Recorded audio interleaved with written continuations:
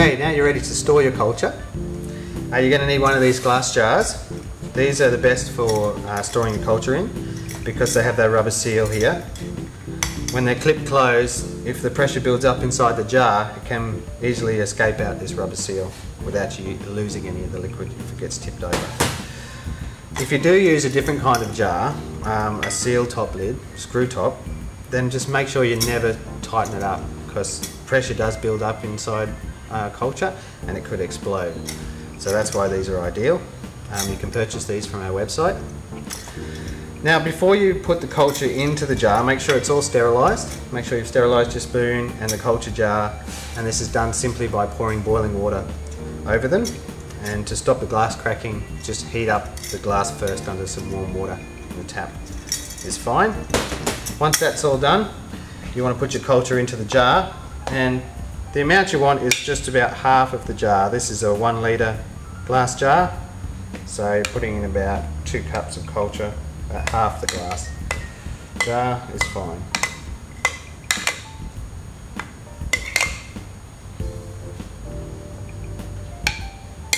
Okay, that's it. And that goes in the refrigerator until you're ready to use it again.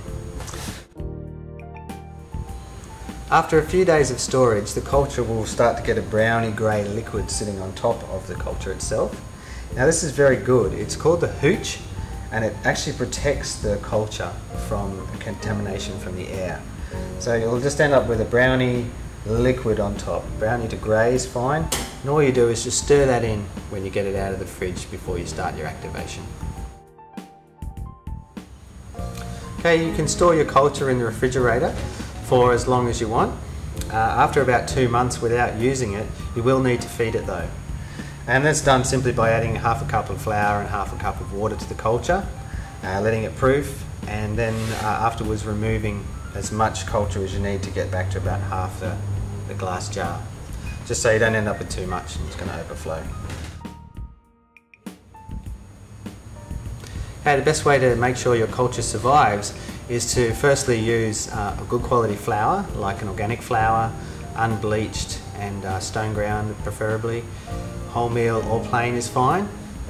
This is because chemicals in non-organic food can contaminate the culture, so make sure you get some good organic flour.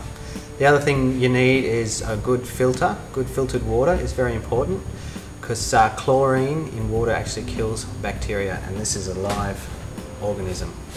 So you don't want any chlorine going into your culture killing any of your friendly microbes. Now we use warm water to help with the activation process. It warms the culture up, and as the culture warms it gets a lot more activity. So always use warm water where you can. It's really important that everything that comes in contact with your culture is sterilised, and this is so you don't introduce any bad bacteria into the culture itself. And it's always important after you've done your baking and activating your culture that you always have a little bit left over to store in the refrigerator for activating next time.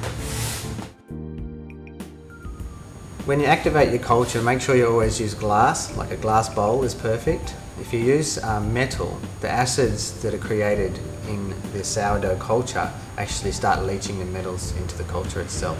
So make sure you always use glass, and it's always stored in a glass jar. Whenever you add warm water to your culture, make sure you always use boiled water and never hot water out of the tap. Now this is because as the water is heated in the copper pipes and the copper hot water cylinders, it releases a toxin into the water. So you don't want to be putting that in your culture or in your body. So use boiling water and then cool down with a bit of cold filtered water. There are a couple of ways to tell if your culture's gone off. The first is the hooch layer on top of the culture will have a floating islands of floury mixture that have probably gone mouldy. And the best way to tell is to open it up and have a good sniff. If the culture smells bad, doesn't smell sour anymore, then most likely gone off. It should be a sour smell and should smell quite nice. Your culture can last forever. Make sure you look after it by following all the instructions. And I hope that you enjoy baking organic sourdough breads as much as I do.